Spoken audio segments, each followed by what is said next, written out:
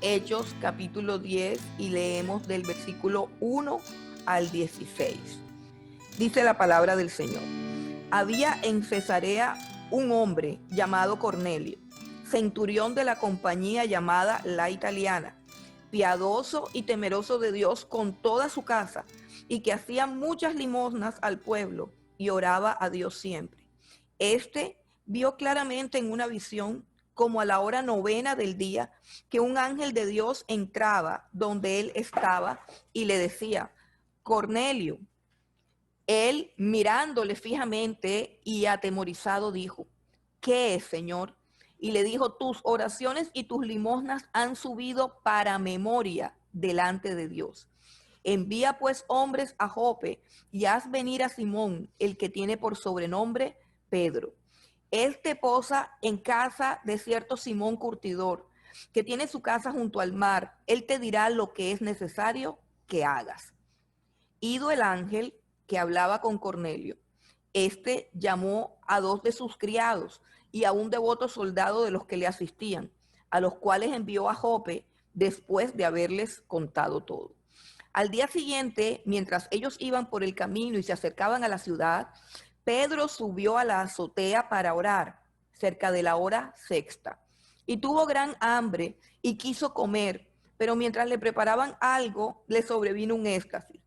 Y vio el cielo abierto y que descendía algo semejante a un gran lienzo, que atado de las 4 puntas era bajado a la tierra, en el cual había de todos los cuadrúpedos terrestres y reptiles y aves del cielo. Y le vino una voz: levántate, Pedro, mata y come. Entonces Pedro dijo al Señor: no, porque... Entonces Pedro dijo: Señor, no, porque ninguna cosa común o inmunda he comido jamás. Volvió la voz a él la segunda vez: lo que Dios limpió, no lo llames tú común. Esto se hizo 3 veces y aquel lienzo volvió a ser recogido en el cielo. Vamos a orar para que Dios hable a nuestras vidas. Padre, te damos gracias, Señor, te bendecimos, Dios, adoramos tu precioso nombre, te damos gloria, te damos honra, te damos alabanza. Gracias por este tiempo, gracias por este momento, gracias por la tecnología, gracias por el internet. Gracias por tu presencia, por la vida de cada uno de los que se han conectado, Señor. Gracias por cada corazón que tú has llamado, que tú has inquietado, Señor. Estamos aquí delante de tu presencia y te pedimos que hables a nuestras vidas, Señor, a través de tu palabra, que nos reveles toda la riqueza de la gloria del conocimiento tuyo que está oculta, Dios, en este pasaje. Todo lo que hiciste, Señor. Cómo funciona tu mente, cómo funciona tu corazón, cómo piensas tú, Señor, para que al poder conocerte, al poder entenderte, Señor, que tu palabra haya cabida en nuestros corazones, que tu palabra entre a lo más profundo de nuestro ser. Allí, Señor, nosotros seamos transformados, Padre Santo, que seamos transformados, que seamos cambiados, Dios, que tu palabra entre, Señor, a destruir, Padre, toda fortaleza y todo argumento mental que se levanta y que impide que te conozcamos, Dios. Haz tu obra en cada uno de nosotros, todos los que escuchan hoy este mensaje y los que lo escucharán mañana y los que lo escucharán después, Señor, que sean tocados por tu palabra, que sean tocados por tu espíritu, que sean transformados, Señor, que toda alma encuentre en este pasaje la vida eterna, Señor, y la salvación. Te damos gracias, Dios, te bendecimos y te exaltamos, Señor, en el nombre de Jesús. Amén y amén. ¿Cuán difícil es predicarle el evangelio a una persona buena? Eso es de lo más difícil que hay.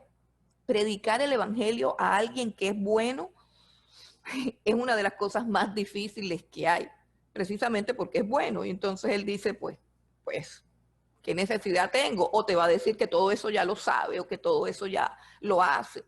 Y hay algo también que es difícil y esa parte de pronto no la hemos mirado, y es que también las personas buenas tienen dificultad para predicar el evangelio. O sea, estoy hablando en el caso de la iglesia. Los cristianos que son muy buenos, por lo general son los que menos predican el evangelio. nuestro método evangelístico, que no es nuestro, no es de la piedra angular, es un método que se llama En los Pasos del Maestro, y es el que hemos usado, que nos parece el más bíblico. Está dirigido a las personas buenas, de hecho se llama Don Bueno, y no sé cuántos lo conocen, pero es un folleto bien interesante que cada vez que lo repartimos y lo compartimos, pues la gente le encanta mucho eso, porque nosotros, por lo general, estamos rodeados de gente buena, entre comillas, gente buena, es decir, pues el vecino, pues el trabajador, el compañero de la oficina, el estudiante, el que tiene problemas, o sea, gente que, pues, supuestamente son buenos, ¿cierto? Entonces, no sé cuántas personas buenas conoces, no sé cuántas personas buenas conoces tú, y qué concepto tenemos acerca de quién es bueno y quién es malo. El asunto es que lo que podemos aprender con este mensaje, y que ese fue el título que quise ponerle, es que los buenos tampoco van al cielo. Los buenos tampoco van al cielo. El cielo es muy costoso y el cielo es muy glorioso. Y ni siquiera los buenos van para el cielo. Entonces, quiero que miremos este asunto, cómo lo narra Lucas a través del libro de los Hechos. Aquí hay un hombre que es bueno. Cornelio es uno de los hombres que me parecen supremamente interesantes del libro de los Hechos, y en especial esta historia que hay. O sea, el libro de los Hechos es hermoso, es glorioso, comienza con el derramamiento del Espíritu Santo, pero estos capítulos 10 al 13 aproximadamente, son los capítulos donde de pronto si miramos el libro de los Hechos como una película o como una trama, son cuando la cosa se pone pero supremamente buena. Capítulos 10, 11, 12 y 13 es el núcleo del libro de los Hechos. Allí la cosa se pone tremendamente buena y suceden unas cosas espectaculares. De hecho, una de las cosas que suceden y que me encantan a mí es la manera como Dios hace una conexión entre dos hombres buenos. Uno es el apóstol Pedro y otro es el centurión Cornelio. El centurión Cornelio es alguien supremamente especial, es un hombre inmensamente especial. O sea, si usted conoce un hombre bueno, yo no creo que sea tan bueno como el centurión que hay aquí, que se llama Cornelio. De hecho, hay algo bien curioso en la escritura, y es que los centuriones, o sea, el centurión es un militar romano, un militar del ejército romano que tiene cierto cargo, no sé si será un coronel, un capitán, no sé a qué equivaldría la palabra centurión, pero el asunto es que el centurión tiene a su cargo 100 soldados romanos y es un hombre que tiene un cargo importante dentro del Estado de Roma como tal. Lo significativo, lo curioso que hay en el Nuevo Testamento acerca de los centuriones es que aparecen 4 centuriones. En la Biblia aparecen 4 centuriones y los 4 centuriones son buenos. Contrario a lo que nosotros podemos pensar de un centurión, quizás por el contexto en el que vivimos, ¿cierto? En el contexto en que nosotros vivimos, desafortunadamente y vergonzosamente, lo tenemos que decir, pero un cargo político o un cargo estatal es casi que sinónimo de corrupción. O sea, una persona que tiene influencia política o poder político y poder económico en la nación o tiene un cargo público, es complicado mirar que no haya corrupción en él, no relacionar a los servidores públicos con la corrupción, sobre todo en estos tiempos de todo lo que estamos viendo tan triste y tan doloroso. Pero contrario a eso y contrario a todo lo que sabemos del paganismo y de la corrupción de Roma, contrario a eso, estos centuriones romanos que aparecen aquí sobresalen en la escritura porque son buenos. Por ejemplo, el primer centurión que aparece en el Nuevo Testamento está, no lo voy a buscar porque después me demoro mucho, está en Mateo capítulo 8 del 5 al 10 para los que toman apuntas. Ahí es la primera vez que aparece un centurión, Mateo 8 del 5 al 10. Y es aquel centurión que viene a donde el Señor Jesucristo angustiado diciéndole que es su siervo. Imagínense un centurión angustiado porque uno de sus trabajadores, uno de sus esclavos está enfermo, y decide atravesar toda la ciudad para ir a buscar al Señor Jesucristo, y llega angustiado diciéndole: Señor, mi siervo está gravemente enfermo. Mi siervo está gravemente enfermo. Y el Señor Jesús inmediatamente le contesta: yo iré y le sanaré. Pero el centurión le dice: no, Señor, yo no soy digno de que entres en mi casa. Solamente di la palabra y mi siervo sanará. Porque yo también soy un hombre que tiene personas bajo su autoridad. Y cuando le doy una orden a mis siervos y le digo ve, mi siervo va. Y si le digo ven, mi siervo viene. Y el Señor Jesús dijo, maravillado: les digo que ni siquiera en Israel he encontrado un hombre con tanta fe como este centurión. Y le dijo: ve y que se haga tal cual como tú lo has creído. Y ya conocen la historia, el siervo quedó completamente sano en ese instante, en ese momento. Ese es el primer centurión que aparece.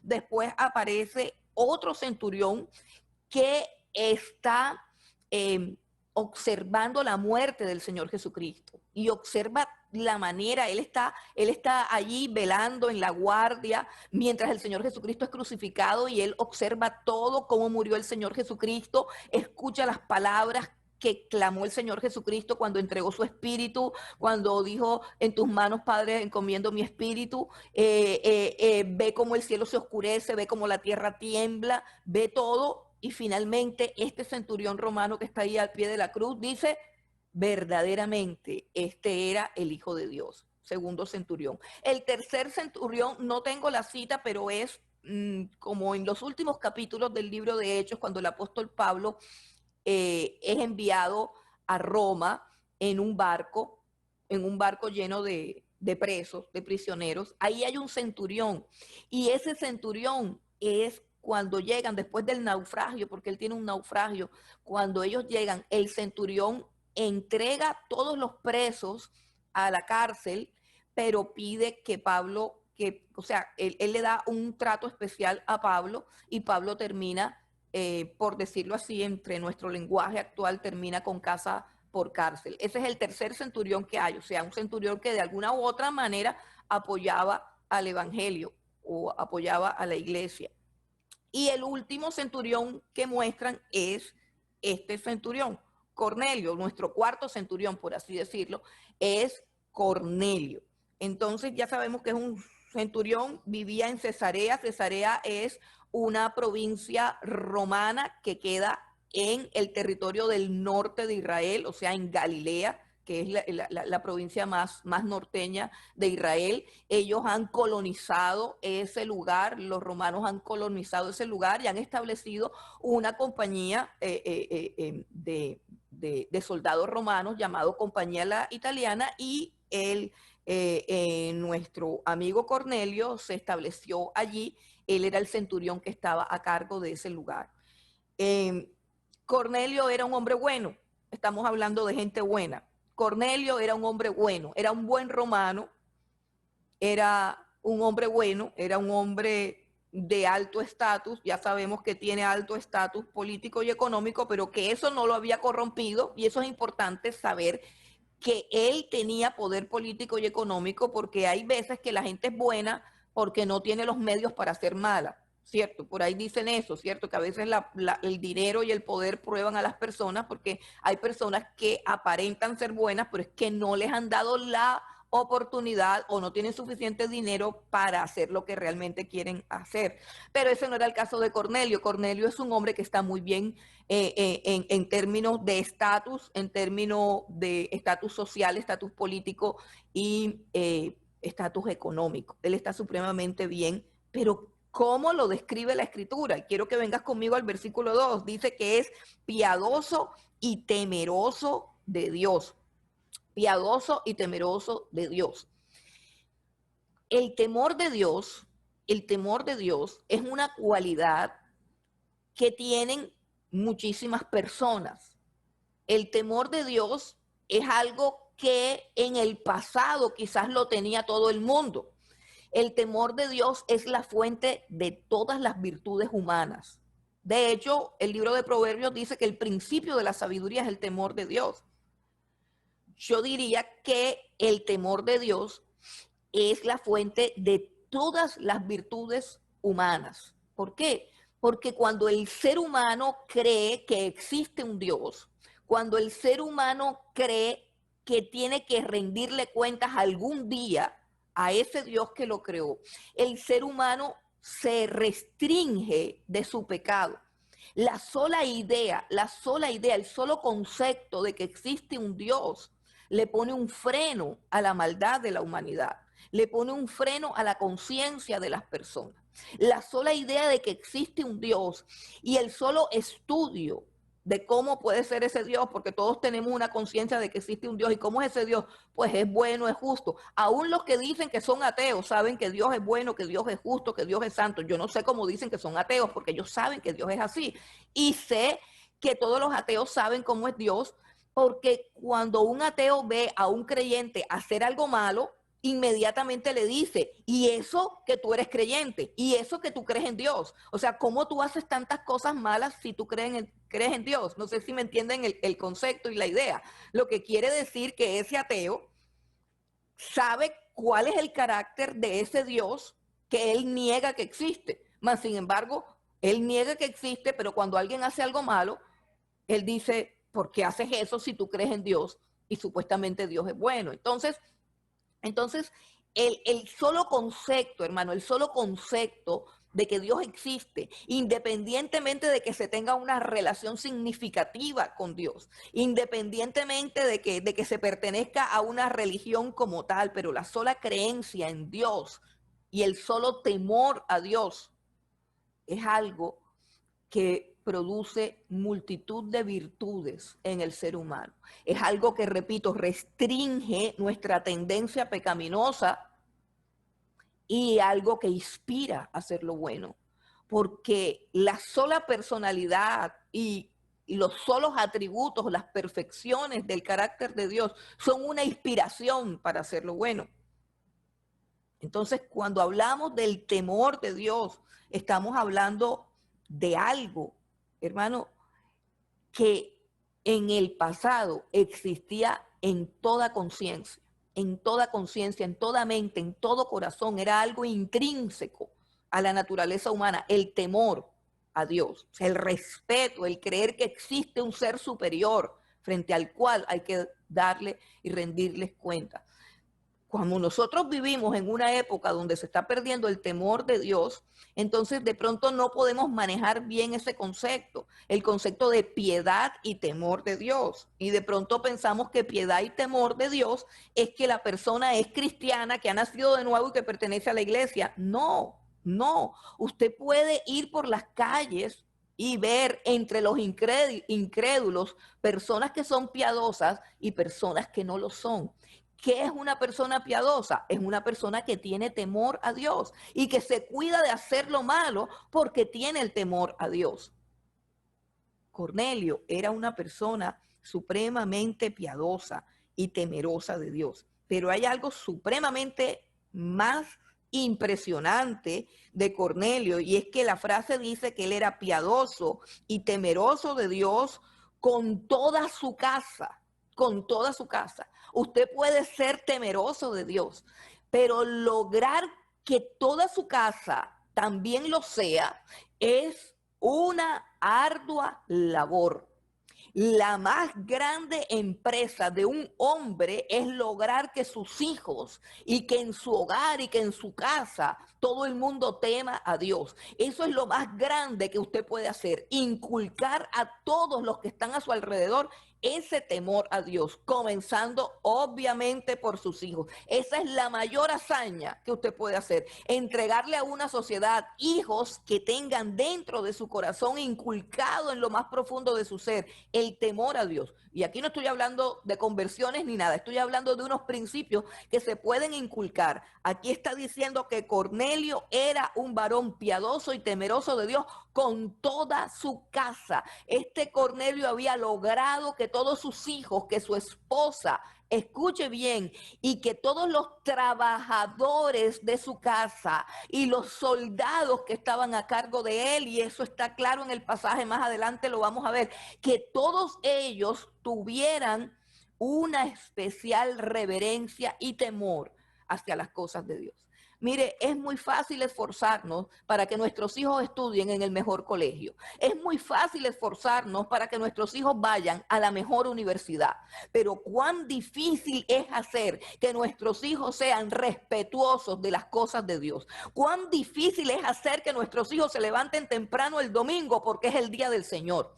Cuán difícil es hacer que nuestros hijos en el servicio dominical, aunque no se hayan convertido, aunque no tengan el Espíritu Santo dentro, por lo menos tengan una actitud reverente ante el culto. Cuán difícil es inculcarle a un joven, cuán difícil es que un hombre de mediana edad pueda llegar a una congregación y presentar a sus hijos, que no importa que no sean convertidos, pero que tengan reverencia ante las cosas de Dios.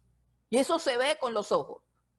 Uno ve muchachos que están frente a un culto, frente a un servicio, y si bien ellos no están metidos en el espíritu, por lo menos su mirada está inclinada y su actitud es una actitud de respeto, de reverencia y de temor. Eso se lo inculcan los padres a los hijos. Cuando nosotros logramos infundir ese temor, es muy fácil que nuestros hijos tengan una gran maestría en el exterior, que nuestros hijos tengan una carrera, que tengan una buena educación, pero que le teman a Dios es supremamente difícil. Yo una vez estuve aconsejando a una pareja joven con unos hijos, y una de ellas era superdotada, o sea, era de coeficiente intelectual supremamente alto. Y como ellos no tenían de pronto suficiente dinero para proveerle una escuela apropiada para ella estudiaba en una escuela departamental que atiende, una escuela famosa aquí en Barranquilla, que atiende a ese tipo de personas. O sea, los muchachos que tienen coeficiente intelectual muy avanzado. Siendo los padres piadosos y siendo los padres creyentes, ella me llamó, no es de la congregación, no es cristiana evangélica, pero es supremamente temerosa de Dios, y me llevaron a su casa para que yo la orientara, y ella me decía que estaba desesperada con su hija, la que estaba en el colegio de superdotados, porque ella negaba absolutamente la existencia de Dios. Y para ella el estudio era su Dios, de tal manera que la niña no podía sentarse a la mesa a comer como debe comer toda familia cristiana, que usted debe hacer la mesa. Yo recuerdo que alguna vez en una reunión de mujeres le dije a las mujeres, hagan la mesa, porque la mesa es el lugar donde se gesta la unidad familiar. Eso asunto de que toma la sopa, come tú y vete. Bueno, ahora viene el otro, ve, mira, te voy sirviendo, ves, agarra, y uno agarra el plato y se va para la cocina, el otro agarra el plato y se va para el televisor, el otro agarra el plato o de pronto va repartiendo. No, señor. En los hogares cristianos debe haber una mesa servida y debe haber un lugar y un momento donde se le dan gracias a Dios todos unidos, juntos.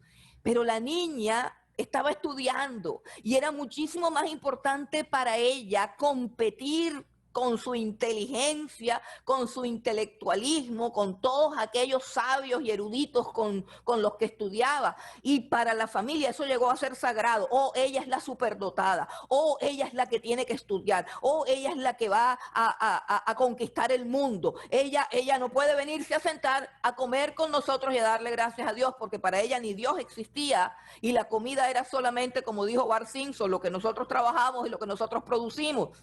Una niña con una mente completamente entenebrecida, completamente diabólica, una mente llena de altivez y de soberbia. A uno lo llaman a pedirle consejería y yo no sé la gente realmente que está esperando que uno diga. Pareciera más bien que a veces piden la consejería como para decir, yo pedí consejería pero no me ha pasado nada. No he resuelto el problema. ¿Qué consejería hay que dar ahí? No se necesita ser consejero. No se necesita ser teólogo, no se necesita ser psicólogo. ¿Usted cree que a los padres de antes retroceda 30 años, con una chica así no iban a resolver ese problema? Y usted sabe cómo resolvían el problema. Pero están esperando que nosotros, los teólogos, los psicólogos, los consejeros, digamos otra cosa. ¿Qué le iba a decir? ¿Qué le iba a decir? Yo le dije, ¿sabes qué? Sácala del colegio. Ay, pero se le atrofia la inteligencia que tienen. No, pero es que se le está atrofiando es el alma.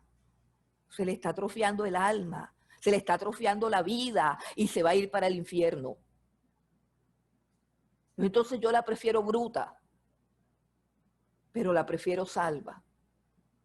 Cuando la piedad no es importante, sino el éxito es importante, nosotros no podemos levantar hijos piadosos y no podemos inculcar el temor a Dios cuando a usted lo único que le importa es el éxito profesional de su hijo y no le importa dónde irá a parar su alma. Es probablemente porque usted tampoco cree en Dios,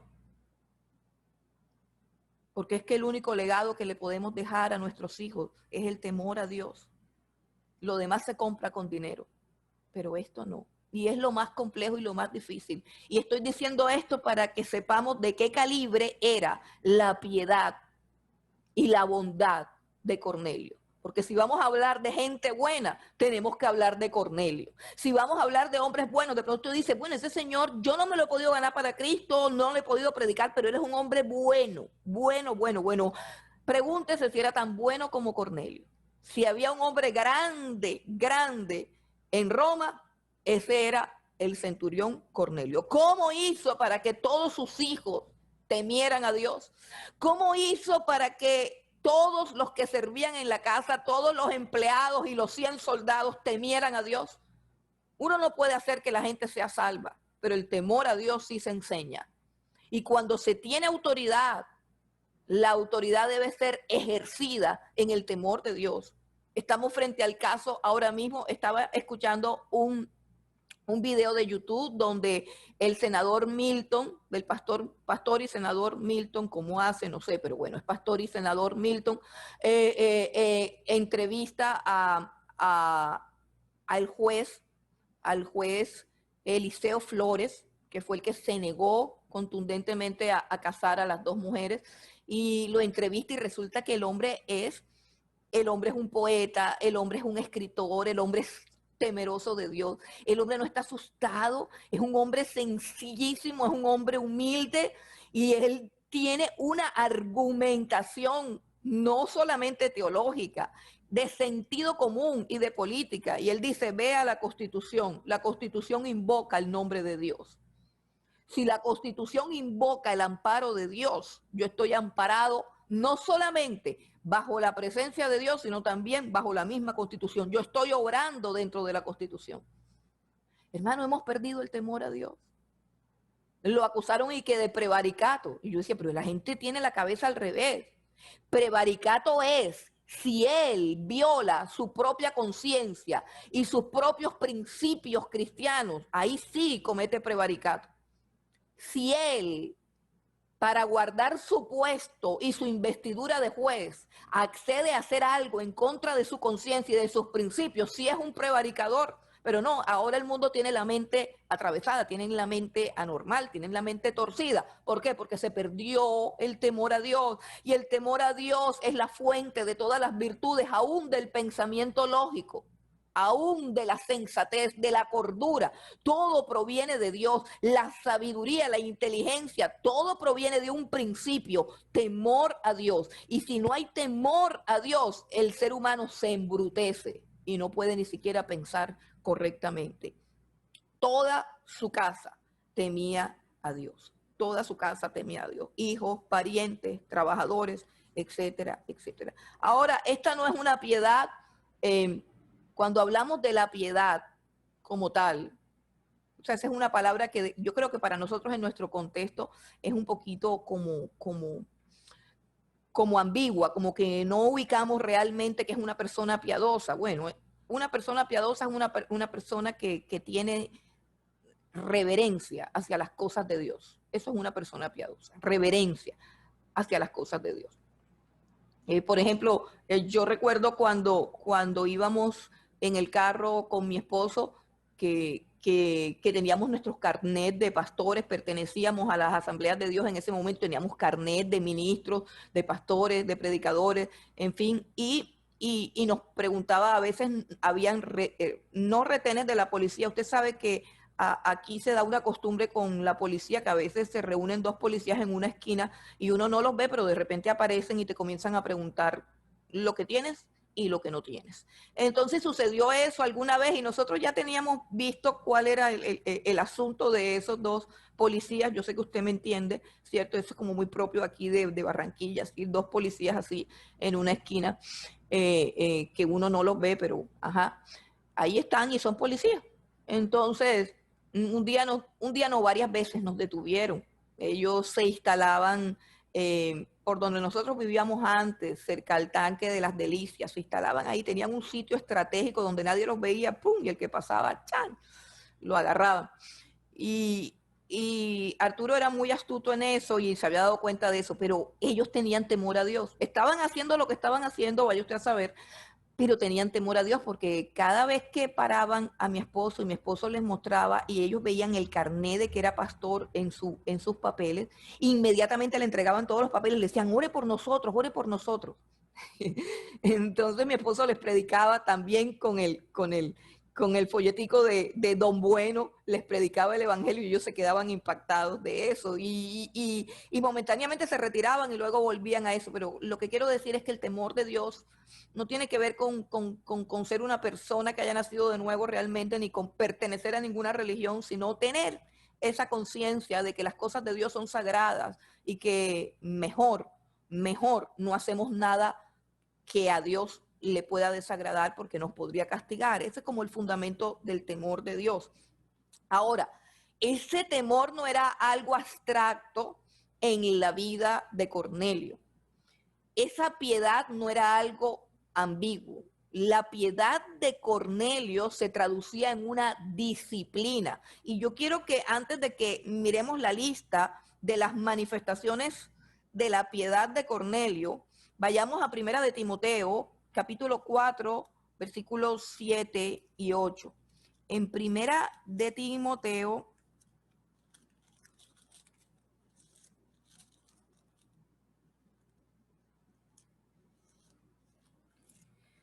4, versículos 7 y 8, dice algo que tiene que ver con la piedad. La piedad.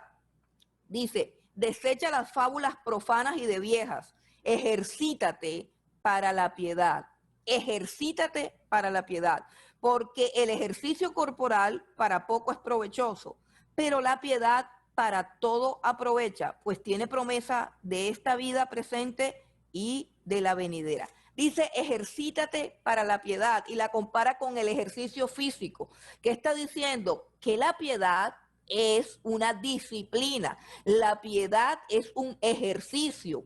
No es simplemente que yo haya en el fondo de mi corazón le temo a Dios.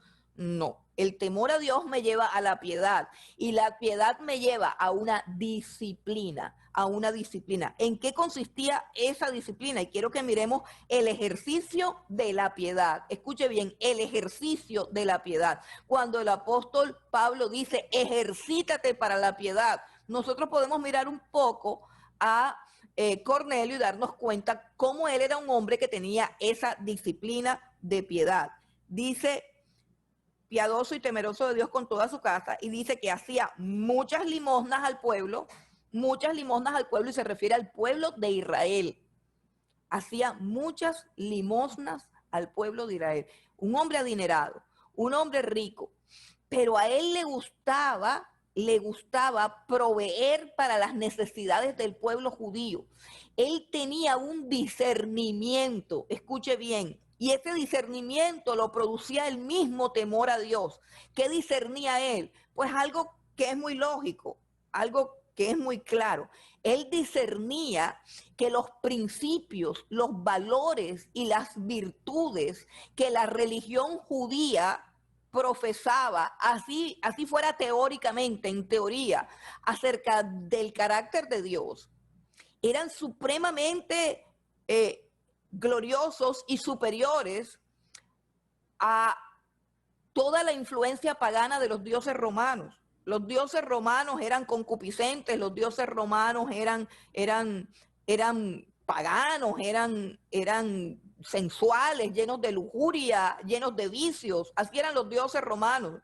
Entonces no se necesitaba como que mucho como para saber en esa época, en ese tiempo. Imagínense el panteón romano, todos los dioses de los griegos adoptados por la cultura romana y todos esos dioses que en su tiempo se adoraban con orgías, con bacanales, con una cantidad de cosas.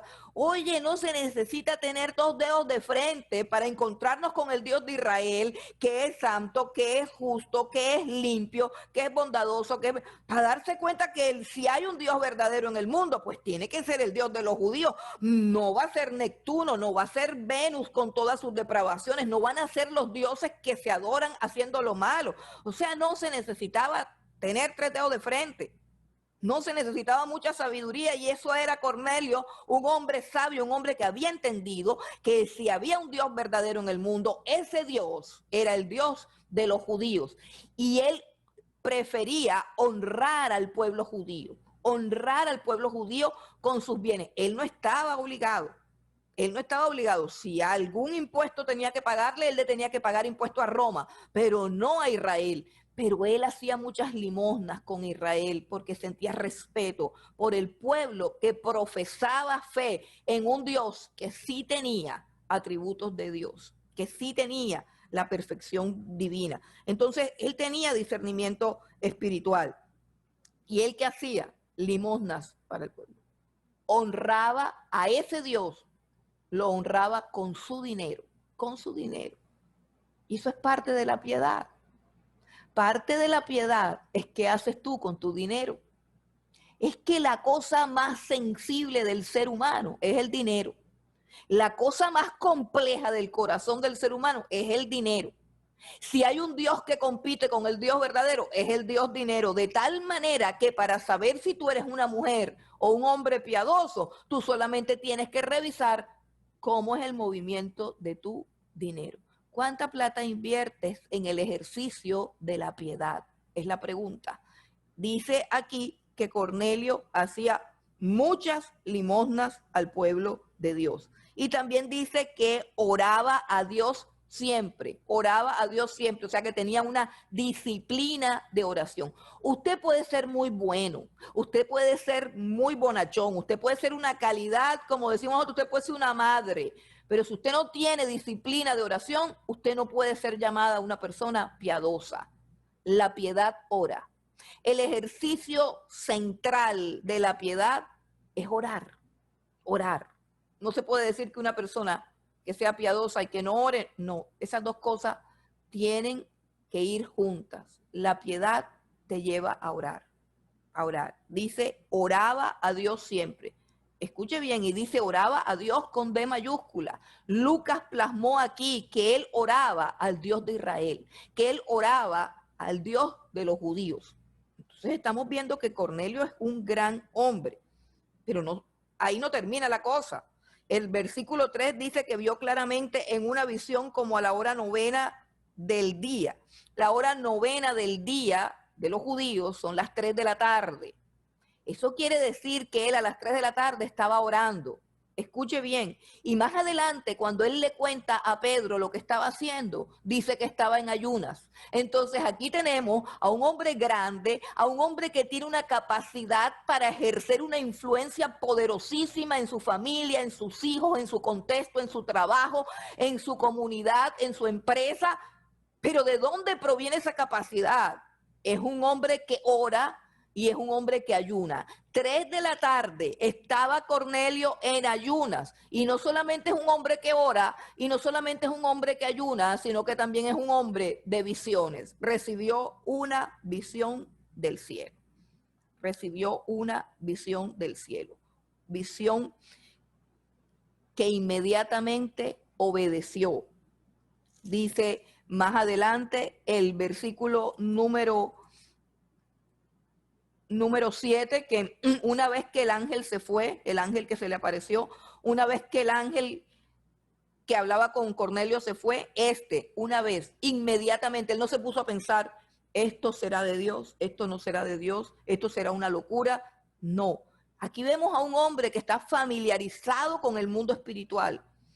Él no entró en un shock por esta visión que se le apareció un ángel, no empezó a cuestionar, no llamó a nadie para que le interpretaran, no. inmediatamente obedeció y hizo lo que el ángel le había mostrado.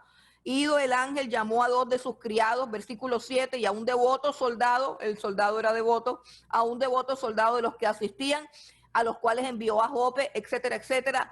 El ángel le dijo, manda a buscar a Pedro, y él inmediatamente mandó a buscar a Pedro. Entonces, este hombre es un hombre que hace limosna, es un hombre que hace oración, es un hombre lleno de piedad, es un hombre que ayuna, es un hombre que ora, es un hombre que tiene visiones de Dios y es un hombre que obedece, es un hombre que obedece. Esa es la muestra de la piedad de Cornelio el centurión.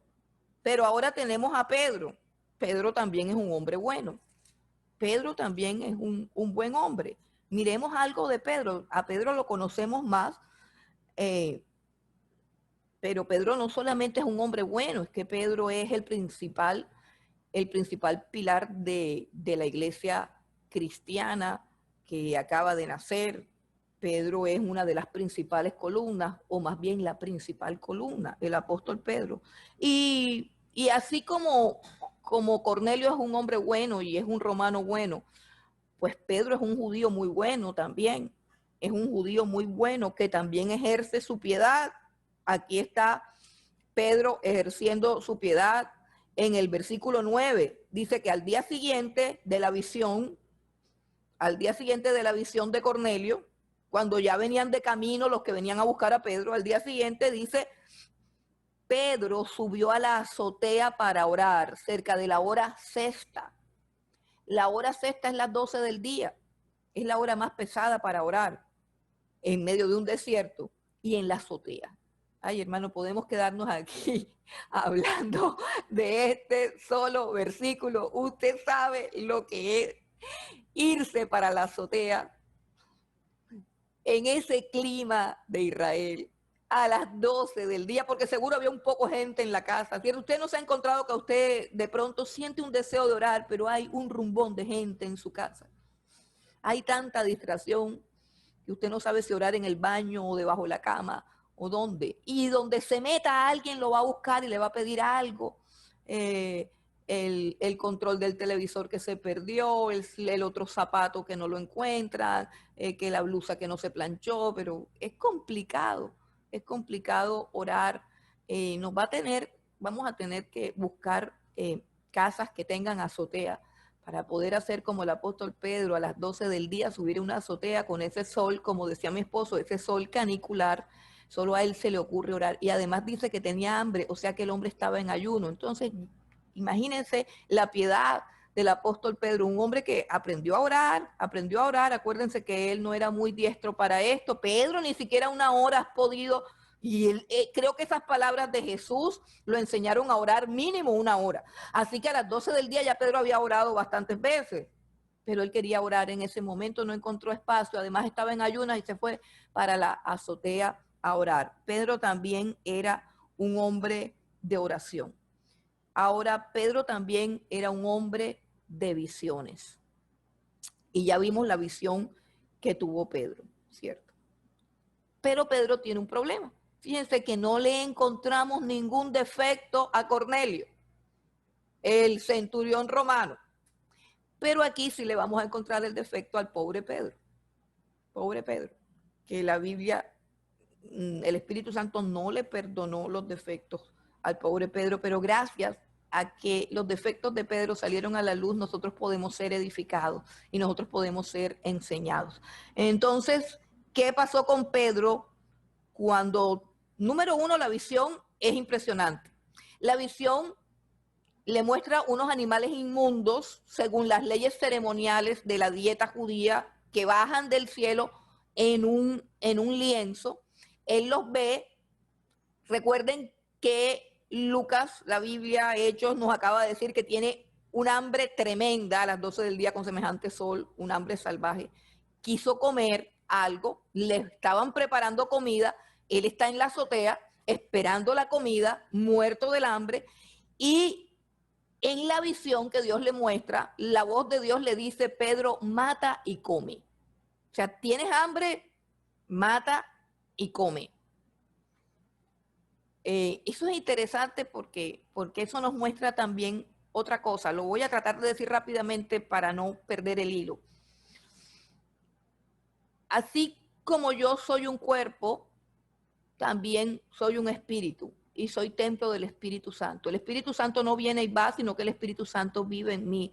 Y sabes que el Espíritu Santo también tiene hambre. El Espíritu Santo tiene necesidad de comer. El Espíritu Santo es el que nos dice, ve y ora. ¿Por qué? Porque el alma comienza a deshidratarse si no hay oración. El Espíritu Santo es el que me dice, ve, arrodíllate. El Espíritu Santo es el que me dice, ve y lee la palabra. ¿Y sabes lo que dice también el Espíritu Santo? Ve y predica. Porque si hay algo que puede satisfacer la necesidad de realización de mi espíritu, entendiendo mi espíritu como el espíritu de alguien que ha sido regenerado por Dios, es la necesidad de ganar almas para Cristo. ¿Sabe por qué hay tanta depresión en el pueblo de Dios? Porque no predicamos, porque hace rato que no ganamos almas. Eso de ganar un alma y de guiar a una persona en su oración de fe, eso es uno de los placeres más grandes que hay en la vida. Eso es algo que llena el corazón a profundidad, porque el Señor dice que cuando eso pasa tú entras en el gozo del Señor. El Señor te abre las puertas de su gozo. Tú entras, así como en el cielo se está haciendo una fiesta y tú eres partícipe de esa fiesta que se hace en el cielo cuando un pecador se está convirtiendo, porque tú eres el que ha sido instrumento para llevarle el evangelio a ese pecador. Entonces, esa fiesta que hacen en el cielo los ángeles, el Padre y todo, esa fiesta, de pronto tú en tu cuerpo no estás, pero en tu espíritu estás en la misma fiesta. Por eso es que los que han ganado almas alguna vez en su vida pueden casi que saltar de alegría y de gozo, porque es un gozo inefable que proviene del mismo cielo. Entonces, hay un hambre que tiene que ver con el hambre del alma, no con el hambre del estómago, y es el hambre de ganar almas para Dios. Esa hambre la produce el Espíritu Santo de Dios en nosotros. Y Dios le está diciendo a Pedro, Pedro, mata y come, sacia tu hambre, predicando el evangelio a donde nunca jamás te hubieses atrevido a predicarlo. Pero eso no lo comprendió Pedro en ese momento. Él simplemente contestó, no, Señor, yo no puedo comer de eso. Yo no puedo comer de eso porque yo nunca, escuche el yo y entienda lo que quiero decir. Porque yo nunca jamás en toda mi vida he comido algo común e inmundo.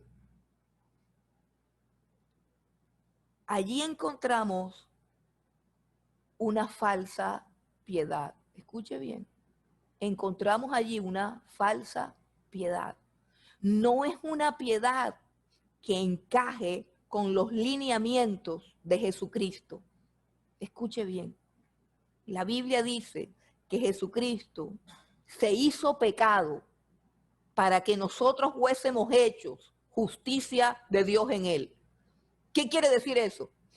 Que el Señor Jesucristo prefirió cargar él con el pecado, prefirió sentir la maldición, fue hecho maldito en un madero y prefirió ver la gracia de Dios alejándose de su vida, el Padre que lo abandona, prefirió la cruz y todo para santificarnos a nosotros.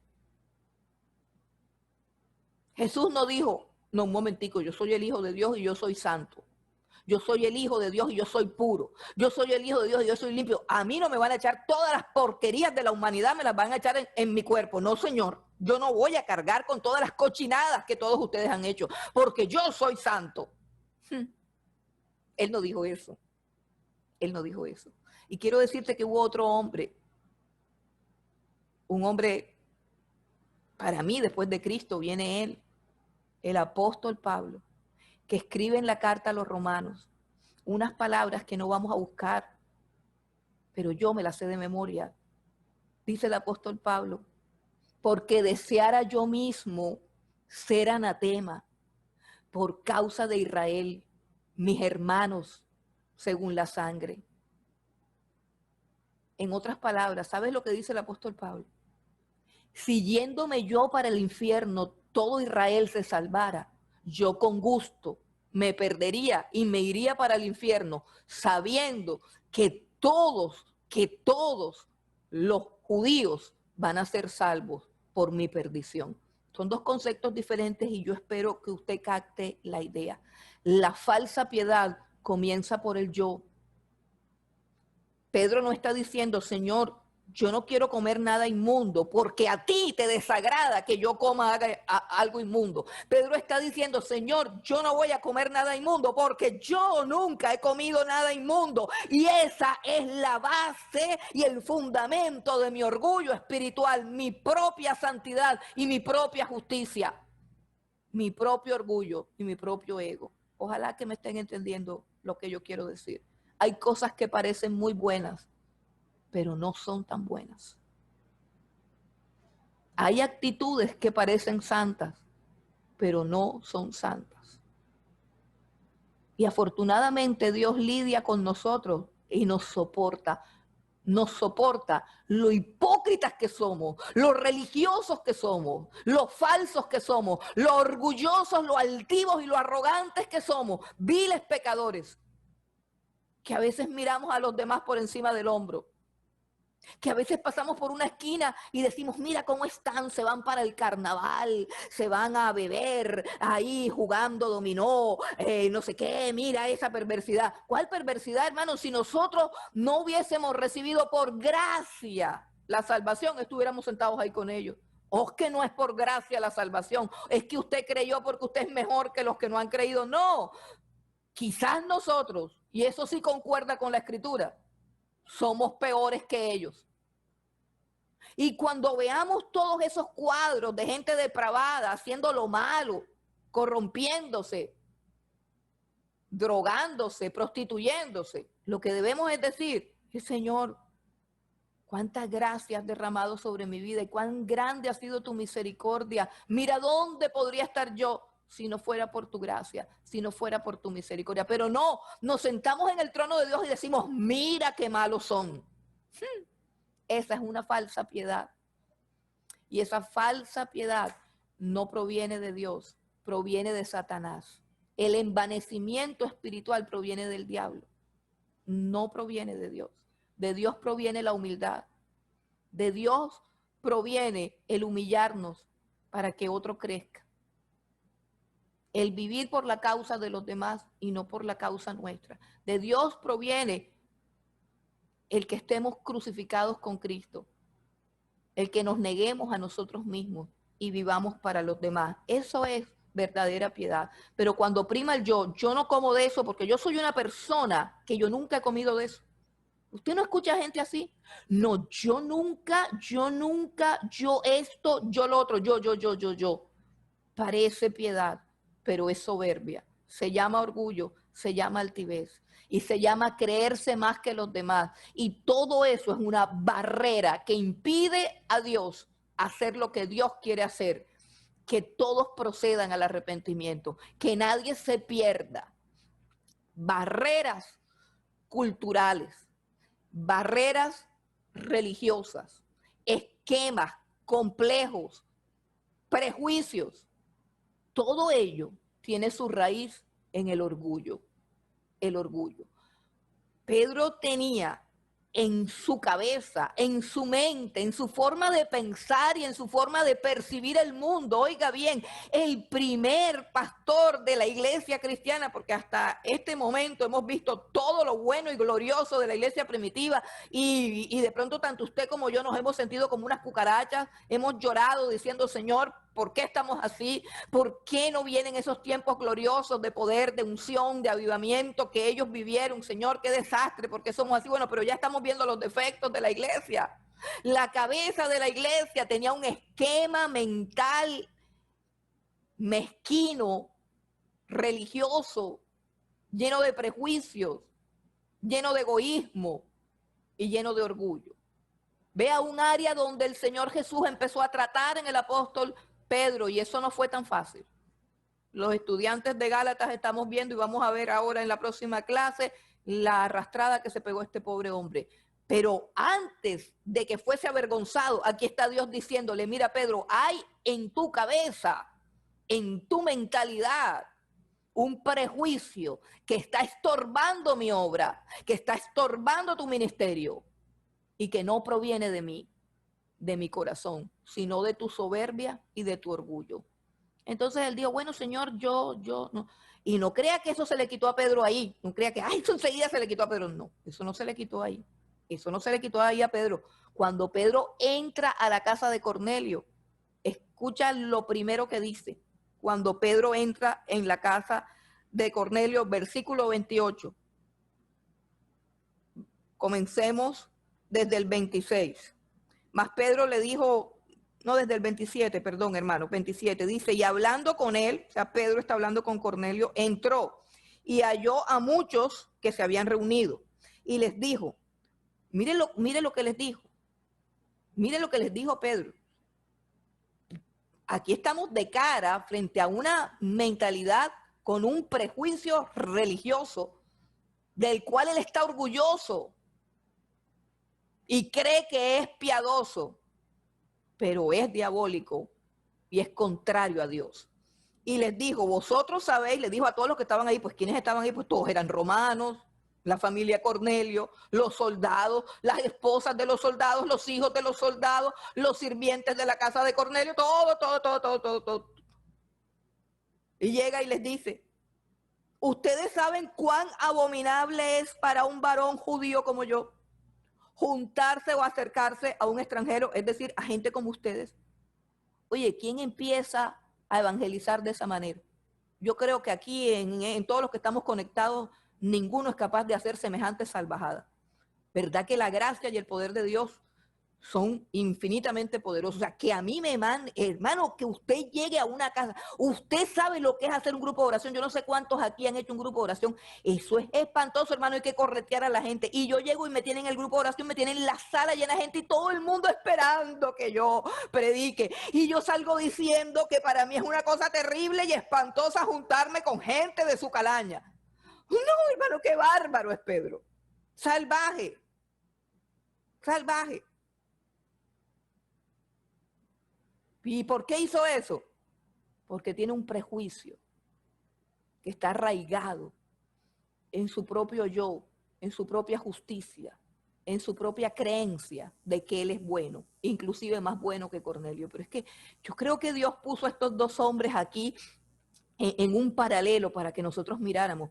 Mientras que Cornelio, si tiene la humildad y la mansedumbre de reconocer que todos los dioses paganos de su Roma no son los dioses verdaderos, pero que el Dios de Israel, de esos judíos que los miran y parece que estuvieran mirando leprosos, el Dios de esos que nos aborrecen, ese sí es el Dios verdadero. Él sí tiene suficiente humildad para reconocer que el Dios de Israel es Dios y que sus dioses no sirven para nada. Dos hombres aquí, ambos tienen necesidades, hermano. ¿Qué necesita saber Pedro? Vamos por las necesidades de Pedro, que aunque es el menos bueno, tiene quizás menos necesidades. Vamos a ver las necesidades de Pedro. En el versículo 28 dice, bueno, dijo la barbaridad esa que dijo, les dijo, ustedes saben cuán abominable es para un varón judío juntarse o acercarse a un extranjero, pero a mí me ha mostrado Dios, esto es lo que Dios me ha mostrado, a mí Dios me ha mostrado que a ningún hombre, escuche lo que entendió Pedro, le entró la luz. Por eso, hermano, yo creo que es bueno subirse a la azotea a las 12 del día y decirle, Señor, envía la luz, o sea, pleno sol caliente, porque yo como que tengo muchas tinieblas. Y dice, a mí Dios me ha mostrado que a ningún hombre debo llamar común o inmundo. Sabe que lo primero que tenemos que entender como cristianos es que todos los hombres son iguales. No importa el color de su piel, no importa su estatus social, no importa la religión que profesa, no importa nada. Todos los hombres delante de Dios son exactamente iguales y nosotros no podemos emitir la más mínima palabra de desprecio frente a nadie que sea imagen de Dios. Nadie. Ah, pero eso Pedro no lo sabía. Eso Pedro no lo sabía. Y si lo sabía, pues no era conforme a ese conocimiento al que él vivía. Si Dios me ha mostrado, tremendo descubrimiento. Me tocó ayunar y subirme a la azotea. Me tocó chupar sol y hambre para darme cuenta que yo no puedo despreciar a ningún hombre y que yo no puedo ponerle etiquetas a los hombres, que yo no puedo ponerle un insulto al hombre, que aquellas palabras del Sermón del Monte, nada más el que llame fatuo a su hermano, ya debe irse para el infierno. Eso lo dijo Jesús en el Sermón del Monte. Yo debo respetar a todos los hombres que Dios creó, sean de mi partido político o no, sean de mi percepción social o no, sean de mi religión y de mis creencias o no. A todo hombre lo tengo que respetar. Y cuando digo hombre me refiero también a la mujer, porque nosotros no creemos en la ideología de género ni en el lenguaje inclusivo, pero hay que decirlo. Todo ser humano es digno de ser respetado. Todo ser humano es igual delante de Dios. En dignidad somos iguales. En la necesidad de respeto somos iguales. Y en nuestra condición caída, absolutamente todos somos iguales, solamente que Él a algunos nos ha perdonado y a otros todavía no. Esa es la única diferencia. Somos pecadores todos. Somos criaturas hechas por Dios todos. Solo que algunos de nosotros, por gracia, por misericordia, y no porque seamos mejores, porque la Biblia dice claramente que de lo vil y lo menospreciado escogió Dios. Así que cuando Dios nos escoge, no nos escoge por buenos, nos escoge por malos. Por eso es que es muy difícil que alguien bueno vaya para el cielo. Es muy difícil. Si Dios me llamó, ¿sabe por qué me llamó? Por mala. Dios no me llamó porque yo era buena, me llamó por mala. Ahora aquí está llamando a un hombre que es bueno y entonces, ¿eso qué es? O sea, ¿qué es lo que significa? ¿Qué es lo que Dios está tratando de decirnos aquí? Pues lo que le dijo al joven rico, ¿por qué me llamas bueno si ningún hombre es bueno? Están solamente los que se creen buenos, pero aún así ellos necesitan a Jesús. Pedro necesitaba saber que él no puede llamar a ningún hombre inmundo, que él no puede, por efectos de su religión o de sus creencias, hablar despectivamente de ningún ser humano. Que Dios nos ayude. Podemos parar aquí para que podamos asimilar lo que estoy diciendo. ¿Cuántas veces lo hemos hecho? Hermano, yo lo he hecho, yo he hablado en tono despectivo de ciertos grupos de personas, olvidándome que todos somos iguales, todos somos iguales.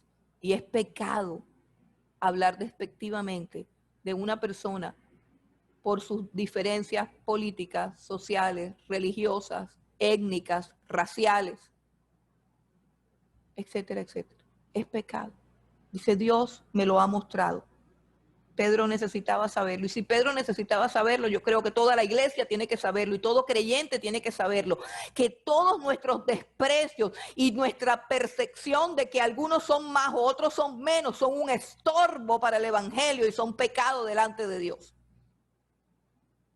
Si yo tengo cierta afinidad por cierto tipo de persona y cierto fastidio hacia otra, estoy pecando delante de Dios, estoy estorbando el evangelio.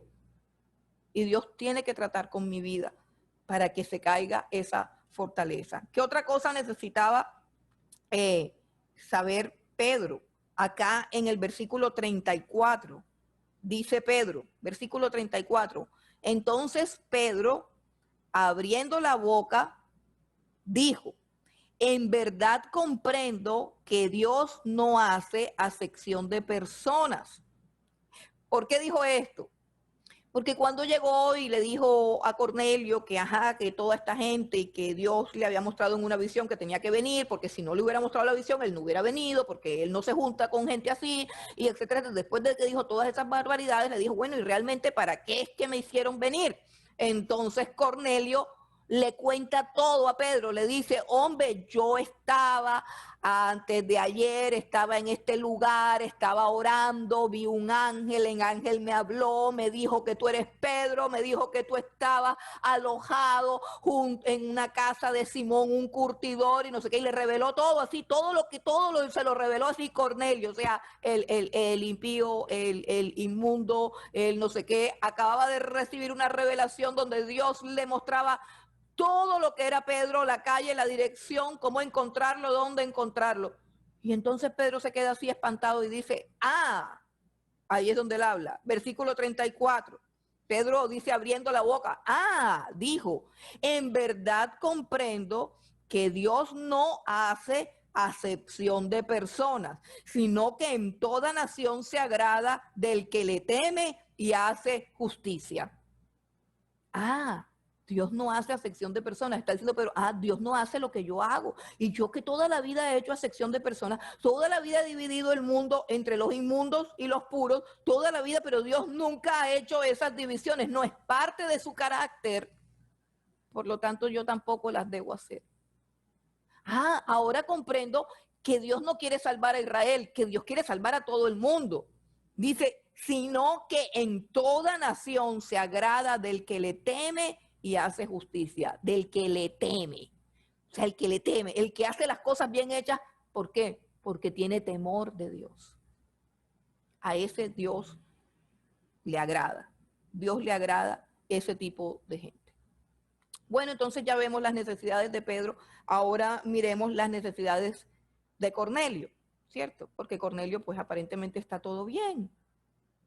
Aparentemente está todo perfecto. Aquí Cornelio no tiene ningún problema. Cornelio es don bueno, casi perfecto. No le hemos encontrado ninguna falla, la Biblia no muestra ninguna falla. Ahí está Cornelio. Pero ¿qué necesita Cornelio? Porque ¿para qué tanta visión y para qué llevaron a Pedro allá? ¿Para qué tanto movimiento de gente? ¿Qué es lo que necesita escuchar Cornelio? Y aquí viene lo importante, lo esencial de este pasaje. Es que Cornelio necesita escuchar el Evangelio. Cornelio necesita escuchar el Evangelio y eso nos debe entrar a lo más profundo de nuestro ser. Toda criatura que vive sobre la tierra necesita urgentemente escuchar el Evangelio y escucharlo de tu boca. Yo creo que te tienes que parar y repetirlo 10 veces. Escucha bien, toda criatura que se mueve sobre la tierra necesita escuchar el Evangelio que tú tienes. Todas las criaturas, todas necesitan escuchar el Evangelio. Es una necesidad vital y nosotros los estamos privando de esa necesidad. Es peor que matar a la gente de hambre. Negarle a un ser humano la necesidad que tiene de escuchar el Evangelio que tú y yo ya escuchamos y sabemos de memoria. Entonces, aquí está lo que lo que Cornelio necesitaba escuchar. Vamos del versículo 36, comienza a hablar, por fin ya va a dejar de decir barbaridades y ya va a decir lo que tiene que decir para lo que vino, ya entendió. Versículo 36, Pedro comienza a predicar. Aleluya, gloria a Dios. ¿Cuándo vamos a dejar de hablar tanta bobada, hermano? Creo que todos necesitamos mirar a Pedro. Ya esto se está acabando, hermano. Y tenemos que dejar de decir tantas idiotadas. Tenemos que empezar a predicar el Evangelio a donde vayamos, sin abrir la boca, que cuando no hablamos lo que tenemos que decir, finalmente decimos cosas que nunca debimos decir. Entonces vamos al 36. Dios envió mensaje a los hijos de Israel anunciando el Evangelio de la paz por medio de Jesucristo. Este es Señor de todos. Lo primero que tiene que saber Cornelio es que la paz con Dios solamente es posible por el Evangelio y no por las limosnas ni por las oraciones. Aunque a Dios le gustaban sus limosnas y aunque a Dios le gustaban sus oraciones, y tanto las oraciones como las limosnas hicieron que Dios se acordara de Cornelio, porque dice que subieron al trono de Dios para memoria, es decir, Dios estaba en su trono y por las oraciones y por las limosnas de Cornelio, se acordó que existe un ser humano llamado Cornelio que necesita escuchar el evangelio. Porque me necesita a mí. Está diciendo Dios, ¿por qué ese Cornelio me necesita a mí? Y para que haya paz entre tú y yo, dice Dios, solamente eso es posible a través del evangelio. Solamente el evangelio pone al hombre en paz con Dios. Escuche bien, solamente el evangelio puede poner al hombre en paz con Dios, pero también puede poner a Dios en paz con el hombre, que son dos cosas. Es decir, la paz que yo necesito para estar en la presencia de Dios solamente me la puede dar el evangelio. Y la paz que necesita Dios para recibirme en su presencia sin matarme, también me la da el evangelio. Es el evangelio el que produce paz entre Dios y los hombres, y no las limosnas ni las oraciones. Número 1. Versículo 37, vosotros sabéis lo que se divulgó por toda Judea, comenzando desde Galilea, después del bautismo que predicó Juan. Cómo Dios ungió con el Espíritu Santo y con poder a Jesús de Nazaret, y cómo éste anduvo haciendo bienes y sanando a todos los oprimidos por el diablo, porque Dios estaba con él.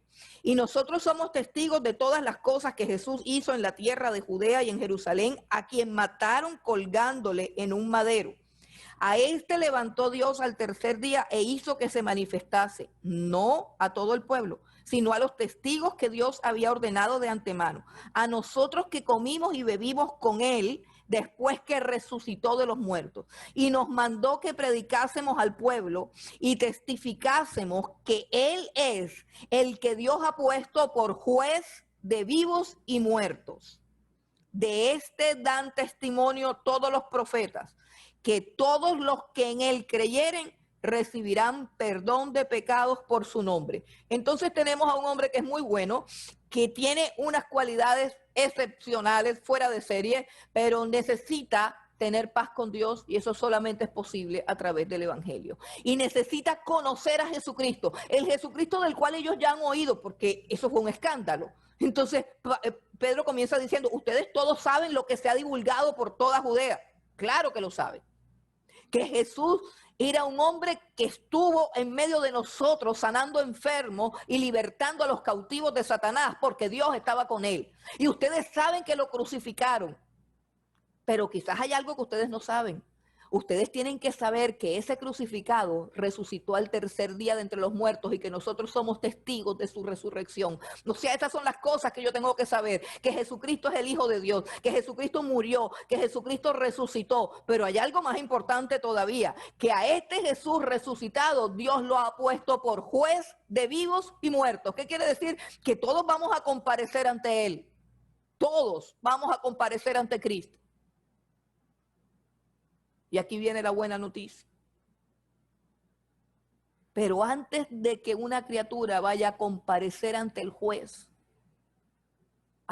justo, que no da nunca por inocente al culpable, antes de que venga ese día, ese mismo Jesús te está ofreciendo perdón de pecados solamente por creer en él.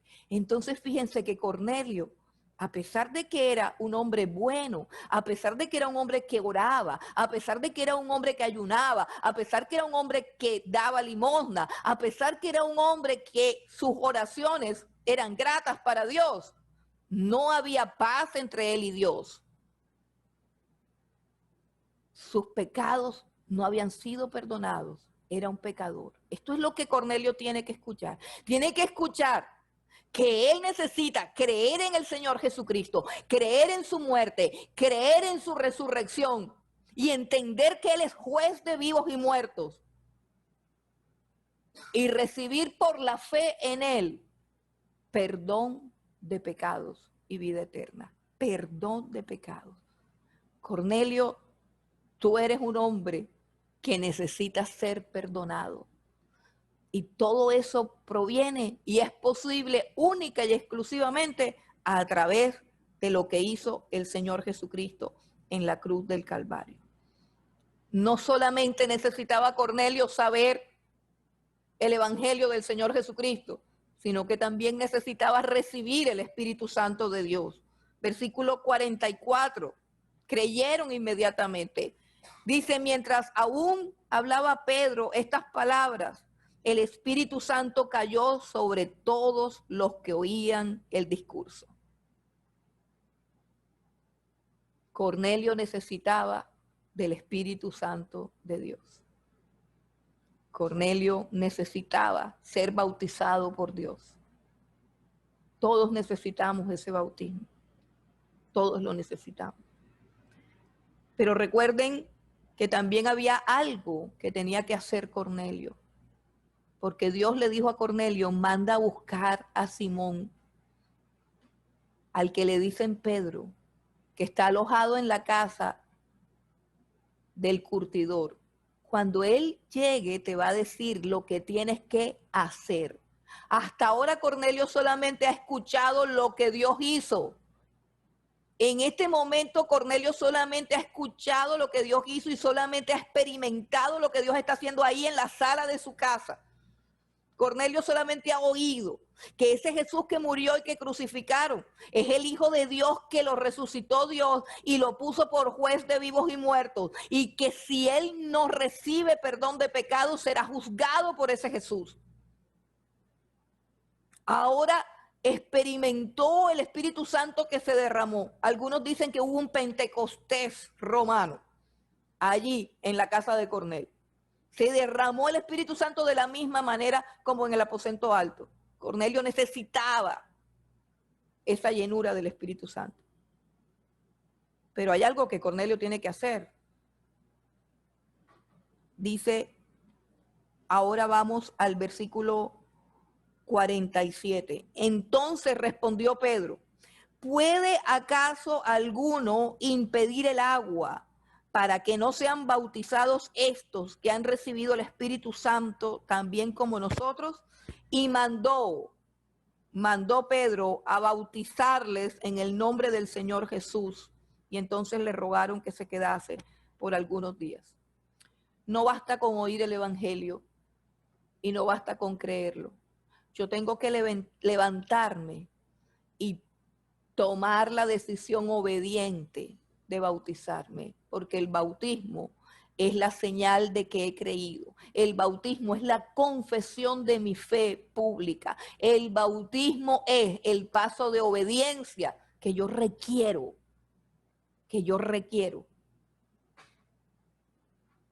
para estar completamente seguro en la presencia de Dios.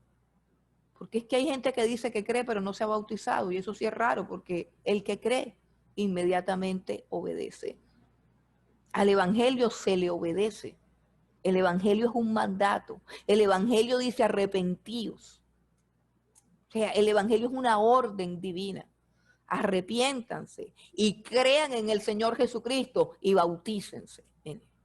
Esto es tan simple, es tan sencillo, y Cornelio lo hizo en un solo y mismo día. Creo que este es uno de los capítulos más preciosos y más gloriosos del libro de Hechos. Y sabes, aún hay más, aún hay más. No sé si te lo has preguntado, pero hay algo bien tremendo que nos compete a nosotros. ¿Por qué si Dios envió un ángel en una visión a Cornelio, que le dio la calle, la carrera, el nombre y el sobrenombre de Pedro, el nombre del dueño de la casa donde estaba Pedro, las coordenadas geográficas enfrente del mar? ¿Por qué si un ángel le pudo hablar a Cornelio de una manera tan clara, tan específica, tan contundente? ¿Por qué todo ese rollo de ir a buscar a Pedro? O sea, ¿por qué el ángel no vino y le predicó el evangelio de una vez allá a Cornelio? Dijo, hombre, Cornelio, lo que pasa es que el Jesús que mataron allá, ese Jesús resucitó y tú te tienes que convertir a ese Jesús. ¿Por qué el ángel no le dijo todo eso a Cornelio ahí en la visión? ¿Por qué? Porque Dios, en su soberana gracia, ha ordenado que seamos nosotros y no los ángeles los que prediquemos el evangelio. Porque el evangelio es un privilegio glorioso que Dios le ha entregado a su iglesia y es el tesoro por el cual le vamos a rendir cuentas a Dios cuando estemos delante de Él. Cuando tú estés delante del tribunal de Cristo, Él te va a preguntar, ¿tú qué hiciste con mi evangelio? ¿Tú qué hiciste con mi evangelio? ¿Tú qué hiciste con la historia de la salvación? ¿Tú qué hiciste con el poder de Dios que podía salvar a los judíos, a los griegos, a los impíos, a los homosexuales, a los ladrones, a las prostitutas, a tus vecinos, a tus estudiantes? ¿Qué hiciste con mi evangelio que podía salvar a la humanidad? ¿Qué hiciste con mi evangelio?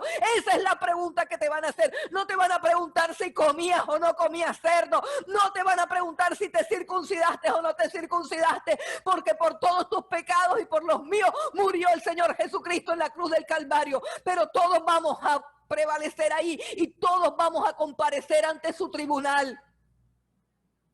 Y el tesoro que tenemos y la gloria que nosotros tenemos es el conocimiento del glorioso evangelio del Señor Jesucristo, evangelio que escondemos, evangelio que no valoramos, evangelio que no honramos y que no soltamos.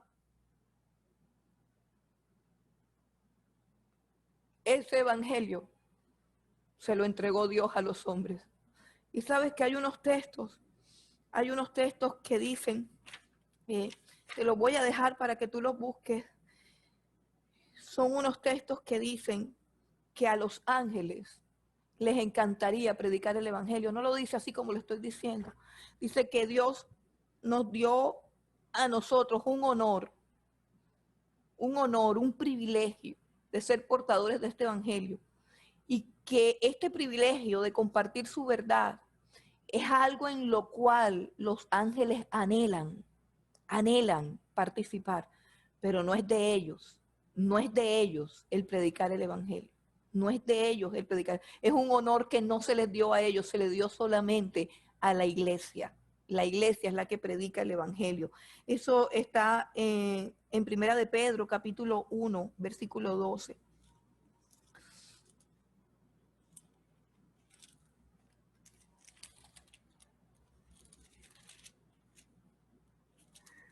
Mire lo que dice, Primera de Pedro 1:12. A estos, está hablando de los profetas, se les reveló que no para sí mismos, sino para nosotros, la iglesia, administraban las cosas que ahora os son anunciadas, por los que os han predicado el evangelio por el Espíritu Santo enviado del cielo, cosas en las cuales anhelan mirar los ángeles. O sea, a los ángeles les hubiera gustado que el evangelio se lo entregaran a ellos. Así que cuando alguien predica el evangelio, los ángeles se asoman para deleitarse en lo que estamos haciendo. La Biblia dice también en Efesios capítulo 3, versículo 10, dice que la multiforme sabiduría de Dios será dada a conocer por medio de la iglesia a los principados y potestades en los lugares celestiales. Será la iglesia la que le enseñe a los ángeles y a los demonios la grandeza de la gloria de Dios, la multiforme sabiduría de Dios. Es un honor para nosotros ser portadores del evangelio que puede salvar a todo ser humano y que nos salvó a nosotros.